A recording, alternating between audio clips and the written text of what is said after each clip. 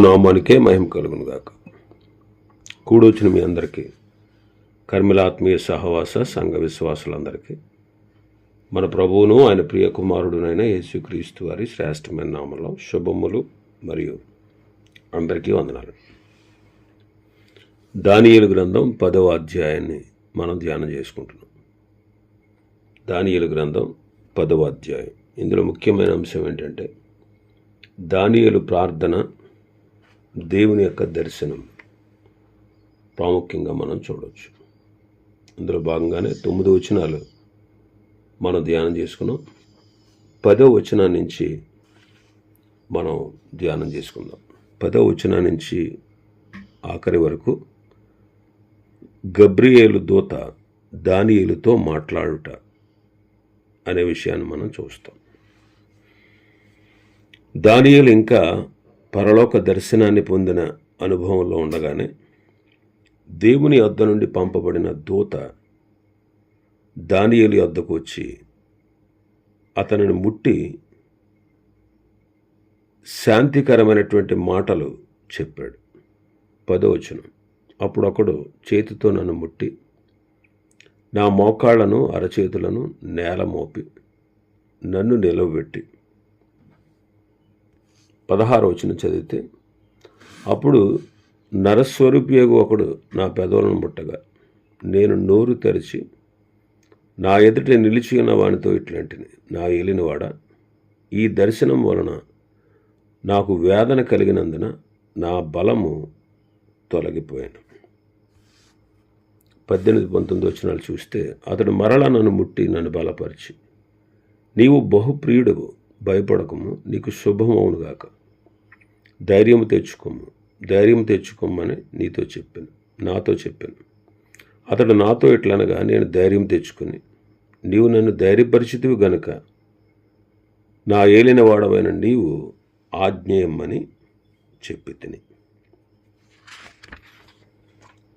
దానియేలుతో గబ్రియేలు దూత దేవుని మాటగా చెబుతున్నాడు. నీవు నాకు బహుప్రియుడవు గనుక నేను నీ వద్దకు, నీవు దేవునికి బహుప్రియుడు గనుక నీ వద్దకు పంపబడ్డాను అని దూత దానియేలును నేల నుండి లేపి నిలబెట్టి మాట్లాడుతున్నాడు. ఇర్మియాను కూడా అలాగే ముట్టి మాట్లాడాడు.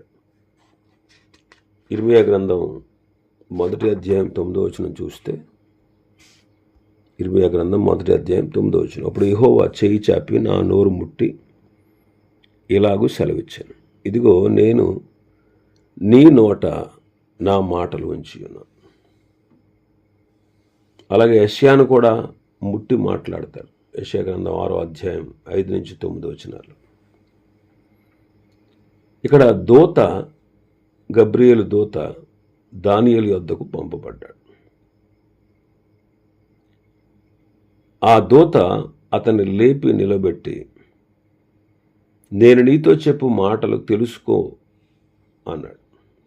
అప్పుడు దానియేలు వణుకుచూ నిలబడ్డాడు. దానియేలు యొక్క ప్రార్థన మనం ఆలోచన చేస్తే 12వ వచనంలో, మన భాగంలో 12వ వచనం మనం చూస్తే, అప్పుడు అతడు దానియేలు భయపడకము, నీవు తెలుసుకొనవలనని నీ మనస్సును అప్పగించి దేవుని ఎదుట నిన్ను తగ్గించుకున్న ఆ మొదటి దినం మొదలుకొని నీవు చెప్పిన మాటలు వినబడినవి గనుక నీ మాటలను బట్టి నేను వచ్చింది. నీవు తెలుసుకొనవలనని నీ మనస్సును అప్పగించావు, దేవుని ఎదుట నిన్ను నీవు తగ్గించుకున్నావు. దానియేలు ప్రార్థించినటువంటి విధానాన్ని మనం చూస్తాం.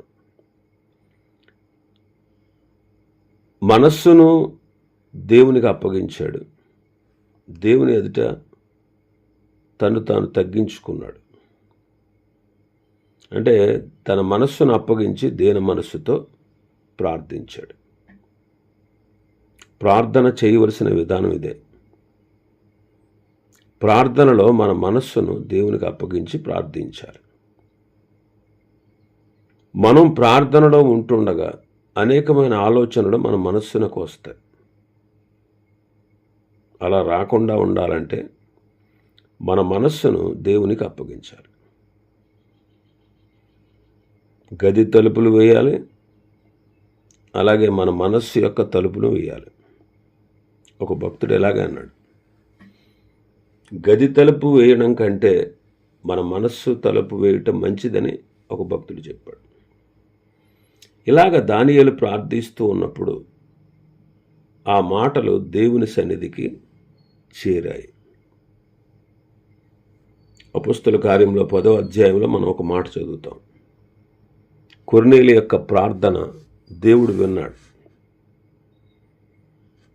మనం ప్రార్థించవలసిన విధానంతో దేవుని ప్రార్థిస్తే అప్పుడే మన మనవి దేవుని సన్నిధికి చేరుతుంది.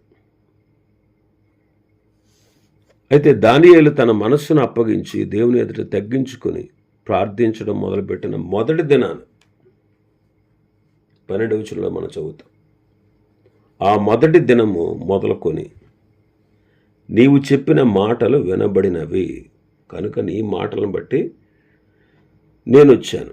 అయితే 13వ వచనంలో పారసీకుల రాజ్యాధిపతి 21 దినములు నన్ను ఎదిరించాను. ఇంకా పారసీకుల రాజుల సముఖమున నేను నిలుచుండగా ప్రధానాధిపతులలో మిఖాయేలును ఒకడు నాకు సహాయము చేయవచ్చును. పారసీకుల రాజ్యాధిపతి 21 దినములు గబ్రియేలును ఎదిరించాడు. అంటే దానియేలు చేసిన ప్రార్థనకు ప్రత్యుత్తరం రావడానికి 3 వారాలు పట్టింది. ఈ కాలంలో అతడు దుఃఖించుచు ఉపవాసం ఉన్నాడు అనే విషయాన్ని మనం 2వ వచనంలో చదువుతాం. 2వ వచనం, ఆ దినముల యందు దానియేలును నేను 3 వారములు దుఃఖప్రాప్తుడనైతిని. కాబట్టి ఆ పారసీకుల రాజ్యాధిపతి 21 దినాలు గబ్రియేలును ఆపాడు. ఈ గబ్రియేలు దూత రాయబారి, దేవుని యొక్క వర్తమానాన్ని అందించేవాడు. అతడు దానియేలు యొద్దకు వస్తూ ఉండగా ఆ పారసీకుల అధిపతి అని ఆపాడు. అయితే పారసీకుల అధిపతి అంటే ఎవరు అని ఒకసారి మనం ఆలోచన చేస్తే ఉపమాన రీతిగా చెప్పబడినటువంటి మాట అన్నమాట. పారసీకుల అధిపతి కోరెషు. మరి కోరెషు దేవుని ప్రజల ఎడల దానియేలుతోనూ స్నేహబంధము గలవాడుగా ఉన్నాడు. దానియేలు ఎడల దేవుని ప్రజల ఎడల స్నేహబంధాన్ని కలిగి ఉన్నాడు కోరెషు.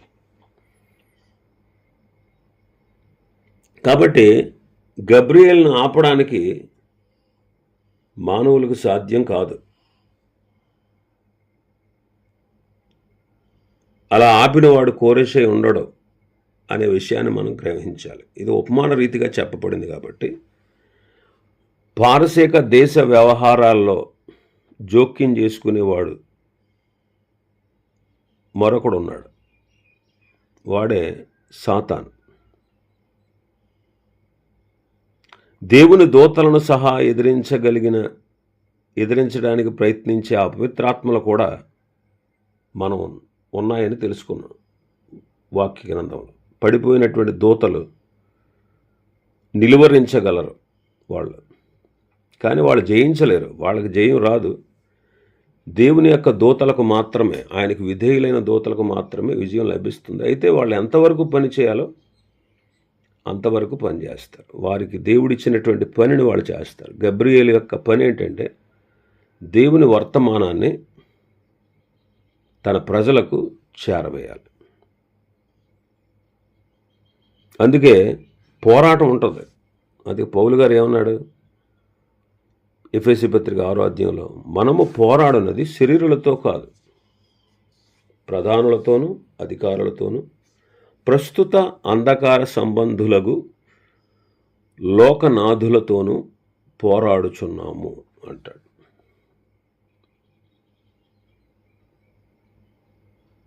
తన శత్రువులతో మనకు గల పోరాటం ఉంది. సాతాను ఒకప్పుడు దేవుని దూత, కానీ వాడు దేవునికి ఎదురు తిరిగాడు. వాడు ఎదురు తిరిగే టైంకి ప్రభువు వాడిని పరలోకాన్ని నుంచి గెంటి వేశాడు, వాడిని వాడు అనుచరుడు. ఇప్పుడు ప్రస్తుతం ఆకాశ మండలం ముందు ఉన్నాడు. వాడు దేవునికి దేవుని ప్రజలకు విరోధి. విరోధి కాబట్టి పారసీకుల రాజ్యాధిపతి అనడంలో కోరెషు అని కాదు, కానీ దేవుని ప్రజలకు విరోధంగా ఎవరి హృదయాన్నైనా ప్రేరేపించడానికి సాతాను అనేకుల్ని తన కోసం నియమించుకున్నాడు. వాడొక దుష్ట దూత అన్నమాట. వాడొక దుష్ట దూత. 20వ వచనంలో చూస్తే, అతడు, నేనెందుకు నీ వద్దకు వచ్చితునో అది నీకు తెలిసినది కదా. నేను పారసీకుడగు అధిపతితో యుద్ధము చేయుటకు మరలా పోయేదను. నేను బయలుదేరుచుండగానే గ్రేకీయుల యొక్క దేశం యొక్క అధిపతి వచ్చును. అంటే సైతాను ఈ అధిపతుల్ని, అధికారుల్ని వాళ్ళ మనస్సును తన దగ్గరికి, తన వైపుకి తిప్పుకోవడం అనమాట. కాబట్టి పడిపోయిన దూతల సమూహం, వాడి ఆధిపత్యం అనేకుల మీద ప్రభావితం చేస్తూ ఉంది. కాబట్టి ఈనాడు మనకు కూడా పోరాటమే. అయితే ఆ పోరాటంలో విశ్వాసికి జయము కలుగునట్లుగా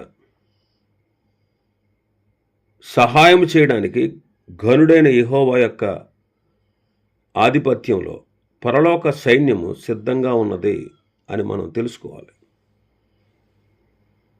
కాబట్టి వీరిలో మిఖాయేలు వచ్చాడు.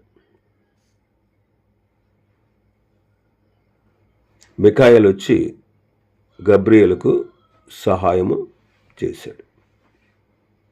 21వ వచనం, అయితే సత్యగ్రంథమందు రాసినది నీతో చెప్పేదను, మీ అధిపతియగు మిఖాయేలు గాక ఈ సంగతులను గూర్చి నా పక్షముగా నిలువ తెగించిన వాడొకడును లేడు. నిలువ తెగించిన వాడు ఒకడు లేడు. మిఖాయేలు గురించి మాట్లాడుతున్నాడు. మిఖాయేలు వచ్చి వాడితో యుద్ధం చేసి జయించాడు. కాబట్టి దేవుని ప్రముఖమైన శత్రువైన సాతాను చే నడిపించబడుతున్న శత్రు సమూహము ప్రతి నిజ విశ్వాసికి ఉన్నది అనే మాట వాస్తవం. అయితే దేవునికి స్తోత్రం, ఎందుకంటే సాతానును జయించినట్టు జయింపగలవాడునైన ప్రభువుని యేసుక్రీస్తు అనే గొప్ప సహాయకుని వలన మనం సహాయం పొందుతున్నాము.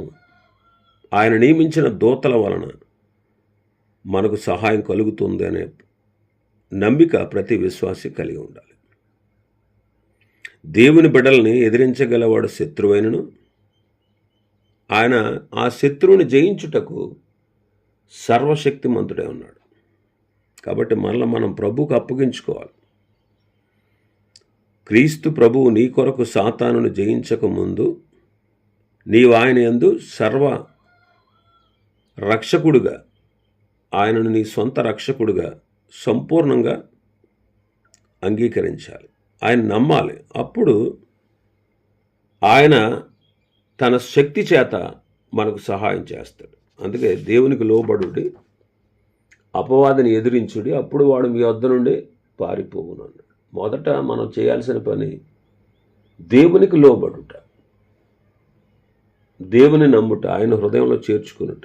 మారు మనస్సు పొంది రక్షణ పొందితే సాతాను మన మీద ప్రయోగించిన ప్రతి ప్రయోగాన్ని దేవుడు త్రిప్పి కొడతాడు. ఇప్పుడు దూతల యొక్క సేవ మనం చూస్తున్నాం. దానియేలు ప్రవక్త దగ్గరికి వర్తమానాన్ని తీసుకొని వస్తున్నటువంటి గబ్రియేలుకు సహాయం చేయడానికి మిఖాయేలు పంపబడ్డాడు. కాబట్టి విశ్వాసుల విషయంలో దేవుని యొక్క దూతలు విశేషమైన సేవ జరిగించడానికి సృజింపబడిన జీవులై ఉన్నారు. అందుకే హెబ్రీయులకు రాసిన పత్రిక 1 చదివితే, వీరందరూ రక్షణను స్వాస్థ్యము పొందబోవు వారికి పరిచారము చేయుటకై పంపబడిన సేవకులైన ఆత్మల కారా అంటాడు. రక్షణను స్వాస్థ్యం పొందబోవు వారికి పరిచారము చేయుటకై పంపబడిన సేవకులైన ఆత్మలు. అదే రీతిగా ప్రతి విశ్వాసి ఈ భూలోక జీవితంలో వారికి ఒక సంరక్షణ లేకపోతే సంరక్షణార్థమైన దూతను దేవుడు నియమించాడు. ఆ దూతల ద్వారా మనం ఎన్నో పర్యాయాలు కాపాడబడ్డాం. మన మెస్సయ్య అంటే ప్రభువైన యేసుక్రీస్తు వారు మహామహిమ ప్రభావంతో ఏలుటకై భూలోకానికి తిరిగి వచ్చినప్పుడు ఆయన దూతల సమేతంగా ఈ లోకానికి వస్తాడు. మత్తయి సువార్త 24:31 మనం చూస్తే, మత్తయి సువార్త 24:31 ఆయన పరిపాలన కాలమందు దూతలు వస్తారు. ఆయన పరిపాలన కాలమందు దూతలు వస్తారు. దానియేలుకు బయలుపరిచిన సంగతులు తక్షణమే జరగవు, కానీ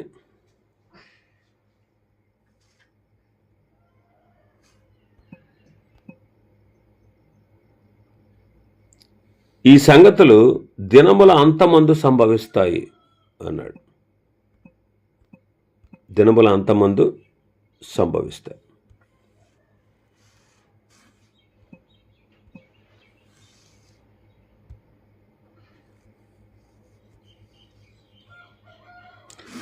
మత్తయి సువార్త 24:31 మనం చూస్తే, మరియు ఆయన గొప్ప బోరతో తన దూతలను పంపుతాడు.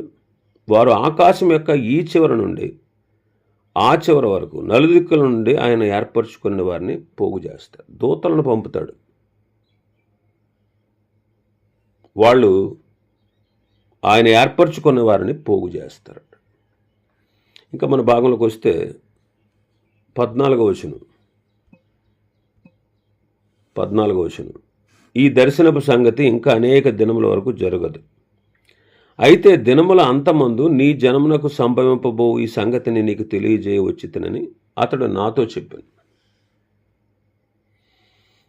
వెంటనే జరగవు, దినముల అంతమందు సంభవిస్తాయి. ఇందులో జరిగేటువంటి సంగతులు 11వ అధ్యాయంలో మనం ఇంకా సవిస్తరంగా మనం చూస్తాం. కానీ దర్శనంలో ముఖ్యమైన సంగతి ఏంటంటే, అంత్య దినముల యందలి కార్యాలు ఎలా జరుగుతాయి, అంత్య దినాల్లో ఏం జరగబోతుంది అనేటువంటి విషయాన్ని ఈ దర్శనం ద్వారా దానియేలు తెలుసుకోవాల్సి ఉంది. కానీ చెప్పాలనుకుంటున్నాడు, కానీ మాట్లాడాలనుకుంటున్నాడు, కానీ మాట్లాడలేకపోతున్నాడు అనమాట. 15వ వచనంలో మనం చూస్తే, అతడి మాటలు నాతో చెప్పగా నేను నా ముఖమును నేలకు వంచుకుని మౌనినైతిని. అప్పుడు నరస్వరూపి ఒకడు నా పెదవులను ముట్టగా నేను నోరు తెరిచి నా ఎదుట నిలిచిన వాడిని తిట్లని, నా ఎల్లివాడ, ఈ దర్శనం వలన నాకు వేదన కలిగినందున నా బలము తొలగిపోయాను. ఈ దర్శనం వల్ల అతనికి వేదన కలిగింది. అయితే నరస్వరూపి ఒకడు నా పెదవులు ముట్టినప్పుడు నేను నోరు తెరిచి మాట్లాడుతున్నాను. బాబు, ఈ దర్శనం వల్ల నాకు వేదన కలిగింది, నా బలమంతా తొలగిపోయింది. అయితే ఈ బలం లేనప్పుడు నేను ఎలా నీతో మాట్లాడగలను? ఊపిరి కూడా విడవలేనటువంటి పరిస్థితుల్లో ఉన్నాను అంటాడు. అతడు మరలా నన్ను ముట్టి నన్ను బలపరిచాడు అంటాడు. కాబట్టి ఇశ్రాయేలులకు అధిపతి అయినటువంటి, అంటే ఇశ్రాయేలు పక్షంగా యుద్ధం చేసే మిఖాయేలు, ఇశ్రాయేలీలకు మనకు వర్తమానాన్ని అందించేటువంటి గబ్రియేలు, ఇలాగా వీళ్ళు దేవుని దూతలు. అయితే వీళ్ళని సాతాను ఎదిరిస్తూ ఉన్నాడు. అయితే వాళ్ళు సంపూర్ణ విజయం పొందారు. 21వ వచనం మనం చదివితే, మీ అధిపతియగు మిఖాయేలు గాక ఈ సంగతులను గూర్చి నా పక్షమున నిలువ తెగించిన వాడొకడును లేడు. కాబట్టి ఈ సత్య గ్రంథమందు వ్రాసినది నీతో చెప్తున్నాను అంటున్నాడు. అంటే జరగవలసినటువంటి విషయాల్ని, దేవుడు నియమించిన విషయాల్ని, సంగతుల్ని రాసిపెట్టినటువంటి పరలోక గ్రంథం అనమాట సత్య గ్రంథం. అంటే దేవుడు ఏదైతే జరగాలని నియమించాడో, ఏదైతే నెరవేరాలని ఆయన తన యొక్క చిత్తాన్ని బయలుపరిచాడో ఆ సత్య గ్రంథంలో ఉన్నటువంటి విషయాలు గబ్రియేలు దానియేలుతో చెప్తున్నాడు. మరి ఏమి రాశాడు ఆయన, ఏం చెప్పబోతున్నాడు, ఏం జరగబోతుంది అనేటువంటి విషయాలు తర్వాత 2 అధ్యాయాల్లో మనం చూడొచ్చు. కాబట్టి దేవుడు దానియేలును దీవించి, బలపరిచి, ధైర్యపరిచి, అతని గొప్ప సంగతులు అతనికి బయలుపరచడానికి ఆయన సిద్ధంగా ఉన్నాడు. కాబట్టి ఏం చెప్పనే ఉన్నాడో, ఏం జరగబోతుందో అనే విషయాలు తన ప్రజలను గూర్చి, తన ప్రజలకు కలిగినటువంటి రాబోతున్నటువంటి విపత్తులను చూచి దానియేలు బహుగా బాధపడ్డాడు, కృంగిపోయాడు, నీరసపడిపోయాడు. మాట్లాడలేక, ఊపిరి తీసుకోలేనంతగా అతన్ని ఆ దర్శనం భయపెట్టింది. కాబట్టి ఆ దర్శనం ఏంటో, దాంట్లో ఉన్న విషయాలేంటో రాబో 2 అధ్యాయాల్లో మనం చూద్దాం. దేవుడు ఈ మాటలు మన వినికిడిలో ఆశీర్వదించునుగాక. ఆమేన్.